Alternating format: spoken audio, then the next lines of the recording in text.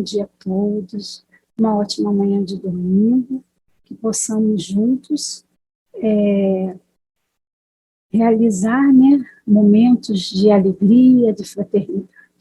Então, nós vamos agradecendo à casa que nos acolhe nesta manhã, né, o convite que recebemos de muito bom grado, que foi através de alguns irmãos. Então, nós queremos agradecer ao Brando, né, que é uma gracinha de pessoa, que nos ajudou, nos auxiliou com todas as informações, a Eliane. Queremos também agradecer ao senhor Daniel, ao seu Jailton, ao seu João Maceió e à sua esposa Nelly, pessoas que nós conhecemos há muito tempo, que faz parte da história de nossa vida, das nossas memórias afetivas, né? Então, meus irmãos, é muita alegria estar aqui hoje. Nós queremos, assim, dar início com uma mensagem do livro Tempos de Amor, de Eudes Vera, o médium, né, pelo Espírito Antunes e Catarina. É a mensagem 22 desse livro, de título Reviver. Como eu queria reviver aqueles momentos quando eu era feliz. Ouço com muita facilidade essa frase. Mas sabe, somos o reflexo de nós mesmos. Revivemos constantemente as mesmas vibrações que ora emanávamos. Quer ser feliz de verdade?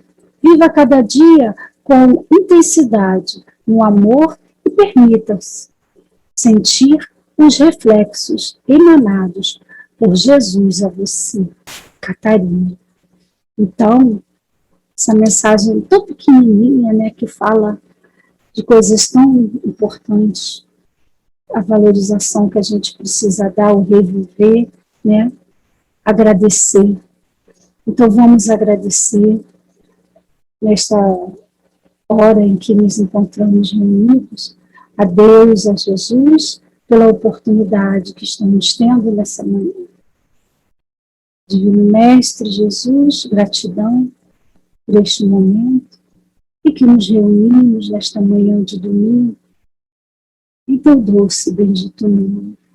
Derramai sobre todos os irmãos as suas bênçãos, Senhor, sobre todos os lares da terra. E assim, nós queremos de alguma forma aprender um pouco mais dos seus ensinamentos, do seu Evangelho, nos colocando a aprender de maneira que também busquemos a prática, Senhor. Que o estudo desta manhã venha somar com tudo aquilo que cada um de nós já aprendeu, já pratica. E que possamos, a partir de cada ensinamento, nos tornarmos ainda melhores. Sê conosco, Jesus, hoje e sempre, em nome de Deus. Então, queridos irmãos, nós vamos, assim, dar início, né, ao nosso estudo, que é o capítulo 18 do Evangelho, item 1 e 2, né? O título é Muitos os chamados, poucos os escolhidos, e o subtítulo é a parábola do festim de bodas. Então, Mateus, né, o item 1 do Evangelho de Mateus, fala assim: falando ainda por parábolas, disse-lhe Jesus: o reino dos céus se assemelha a um rei que, querendo festejar as bodas de seu filho, despachou seus servos a chamar para as bodas os que tinham sido convidados. Estes, porém, recusaram ir. O rei despachou outros servos com ordem de dizer da sua parte aos convidados: preparei o meu jantar, mandei matar os meus bois e todos os meus cevados, tudo está pronto. Vinde às bodas. E eles, porém, sem se incomodarem com isso, lá se foram, um para sua casa de campo, outro para o seu negócio. Os outros pegaram dos servos e os mataram, depois de lhes haverem feito muito ultrajes. Sabendo disso, o rei se tomou de cólera e, mandando contra eles seus exércitos, exterminou os assassinos e lhes queimou a cidade. Então, disse a seus servos: o festim das bodas está inteiramente preparado, mas os que para eles foram chamados não eram dignos dele. E depois as encruzilhadas e chamai para as bodas todos quanto encontrardes. Os servos, então, saíram pelas ruas e trouxeram todos que iam encontrando, bons e maus. A sala das bodas se encheu de pessoas que se puseram à mesa. Entrou então em seguida o rei para ver os que estavam à mesa, e dando com o homem que não vestia a túnica nupcial, disse-lhe: meu amigo, como entraste aqui sem a túnica nupcial? O homem guardou silêncio. Então disse o rei à sua gente: atai-lhe as mãos e os pés e lançai-o nas trevas exteriores. Aí que haverá prantos e ranger de dentes, porquanto muitos há chamados, mas poucos os escolhidos. Está em Mateus 22, 1 a 14. Então, meus irmãos, o que a gente percebe, né, nessa passagem? A gente percebe, né, que Jesus, através das parábolas, através dos ensinamentos dele, toda essa simplicidade que ele veio ao mundo, né, desde o seu nascimento, ele veio nos mostrar muitas questões que mesmo através das parábolas nós ainda não compreendemos, né? E assim, o que se dá? Diz que na época que Jesus narrou essa passagem do festim de bodas, foi uma das passagens antes, né, essa parábola, antes dele se achegar ao martírio, né, a tudo aquilo que ele ia viver e que todos nós sabemos, né, todos nós cristãos, né, acreditamos, né, nos relatos da história que o Cristo viveu. Então, essa parábola, ela vem de encontro, né, a criar um marco para tudo aquilo que ele viveria. Dizem também, né, que Jesus se encontrava entre alguns judeus na cidade de Jerusalém. Ele estava com seus apóstolos e com vários irmãos que o seguiam nessa passagem. E hoje nós vamos estudar toda essa parábola, né, nós fomos buscar uma base dentro de alguns livros, né? Então nós fizemos uma leitura, né, que explicasse, nos fizesse entender para a gente estar colocando.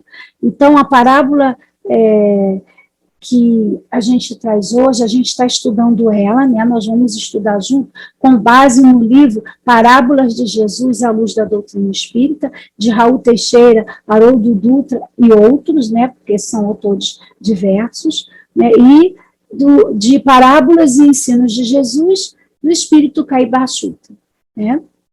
Que a gente gosta muito também. Então, a gente percebe que Jesus, através da sua infinita bondade, do seu infinito amor, mostra toda uma realidade das verdades espirituais do mundo superior. É disso que ele vem falando nessa parábola. Então, a bondade dele, né, de todas as passagens que ele relata, do Pai, né, para com todos nós, ainda sabendo das nossas fragilidades, do povo daquela época, né? Ele define, de certa forma, o que é o mundo físico, o mundo material, né? E o que a vida, né? A maneira como o povo daquela época vivia. Então ele começa a definir nessa parábola algumas partes daquilo que ele via naquele povo.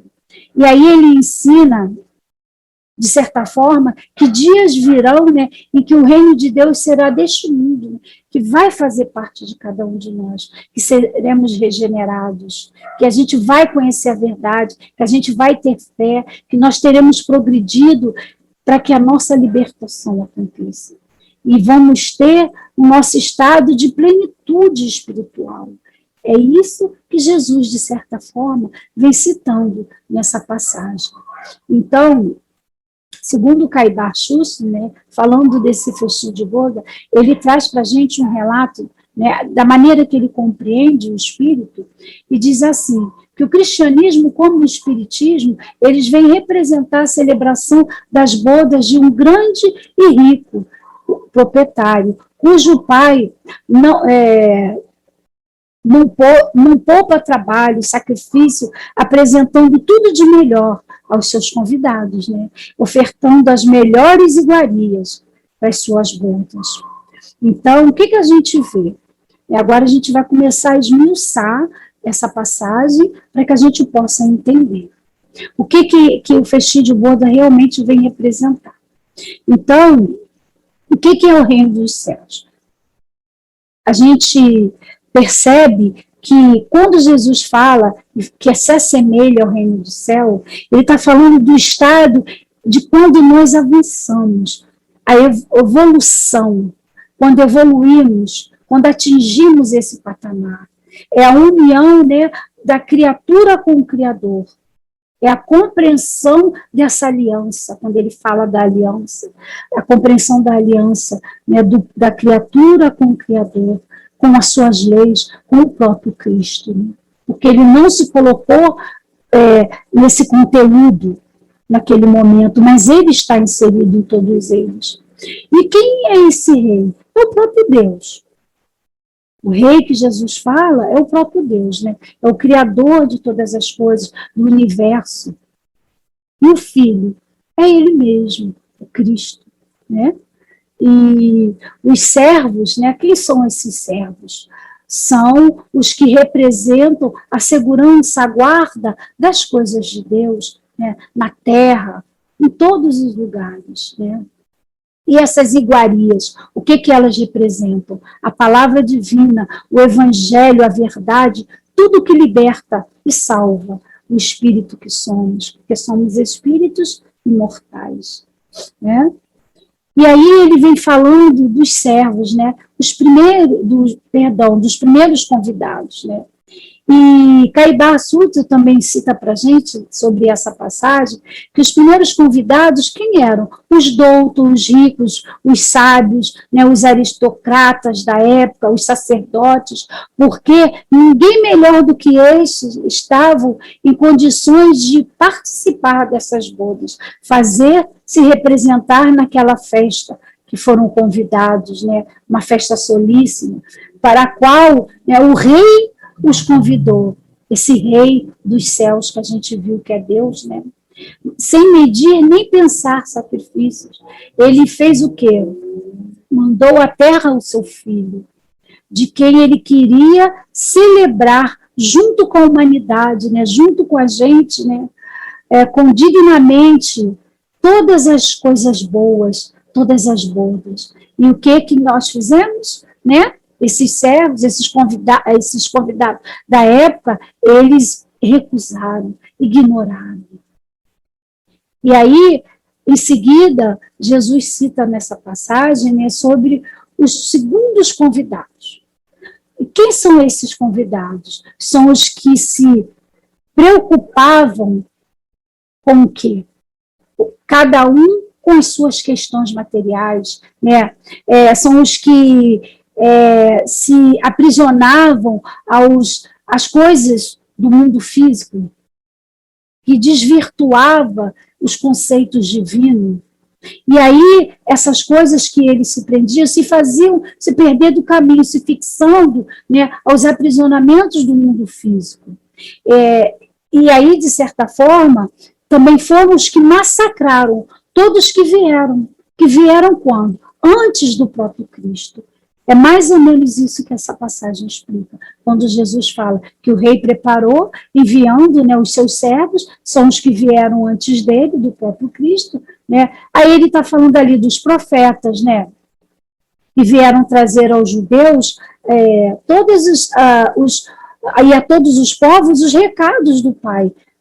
E o que a gente tem aí? Né? A gente tem Moisés, a gente tem muitos outros que vieram antes. A gente tem Abraão, que cita nessa passagem, na explicativa dos Espíritos a Kardec, no item 2, fala sobre essa questão, né, de Abraão.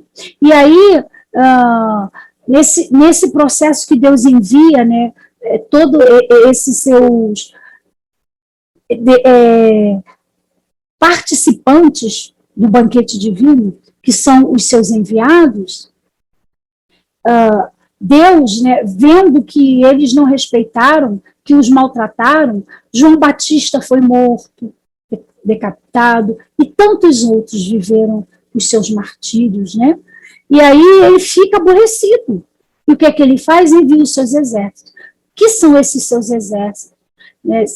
Esse exército são os conteúdos dos seus ensinos que farão com que a gente compreenda, né, essas idas e vindas necessárias para que a gente passe por esse resgate, ainda que seja prantos, através de prantos e ranger de dentes. Então, é mais ou menos isso que Jesus estava colocando, que aquele que não seguiu, não aceitou, haveria, né, de alguma forma, de ter que pagar o seu débito.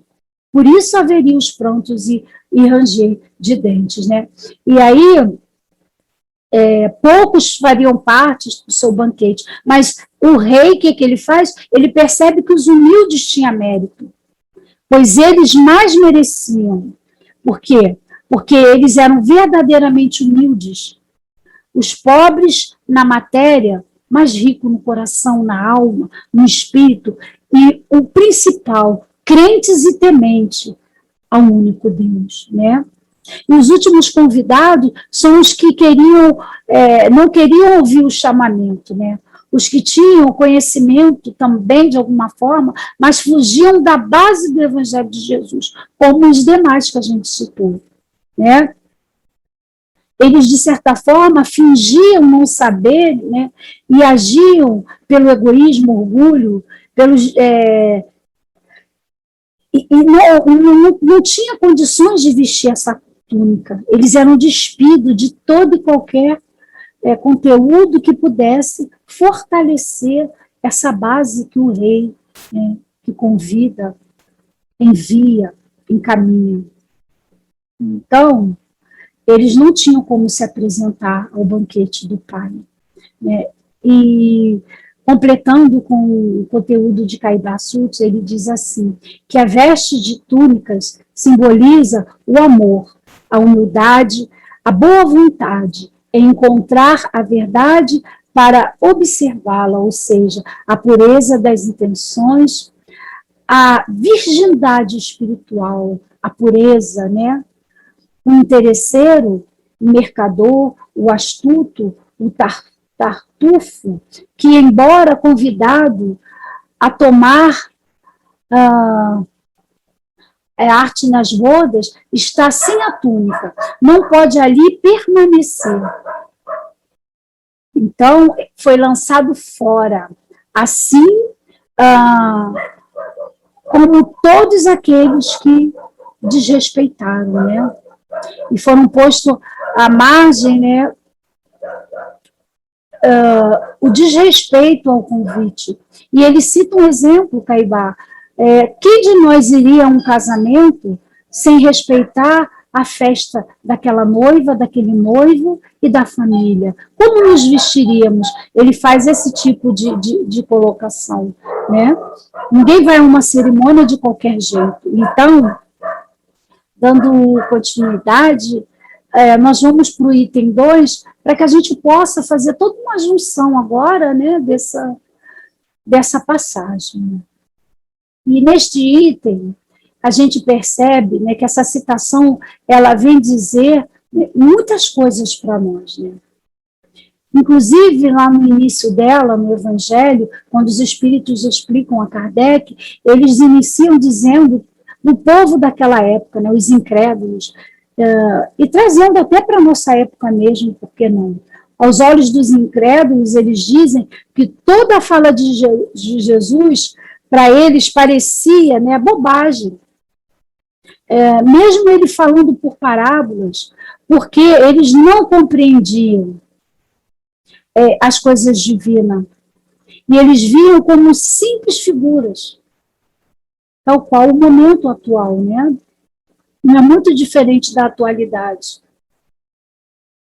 E aí, por que aquele povo tinha toda essa dificuldade? Né?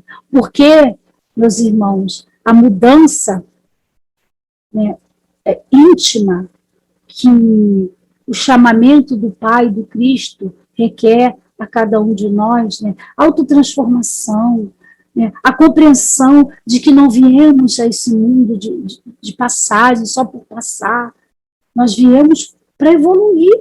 Aqui é a escola.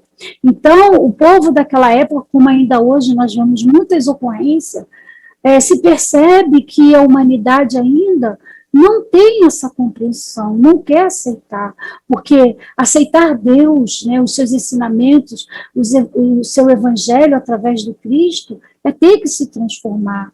Se naquela época era difícil, né, agora é difícil, isso prova o quanto ainda somos pequeninos, né, no nosso avanço, o quanto ainda precisamos. Então,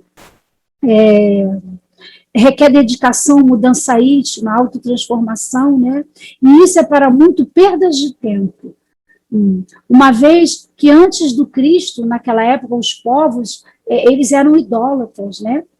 Eles eram um povo que não acreditavam em Deus. Os espíritos falam isso a Kardec, né? Explicando essa passagem do Cristo, né? Do festim de boda. E eles dizem que eles adoravam vários deuses, eram politeístas. Então, eles vêm citando várias situações. Falam de Abraão. E Abraão, ele era um dos poucos da época que, pela educação que os seus pais deram, que saíram de Canaã e foram para Ur, para a cidade de Ur, a mãe dele, até o fim da vida, manteve os ensinamentos aos filhos de que Deus era único, de que não se devia acreditar naquelas estátuas que a cidade de Ur, né, construía dizendo que eram deuses. Eles preferiam o concreto do que o invisível. Então, Abraão, amando de Deus, saiu, né, espalhando a bondade desse Deus, essa crença, e todos passaram a temer Abraão. Então, naquela época, antes de Moisés mesmo, né, ele já deixou o seu legado.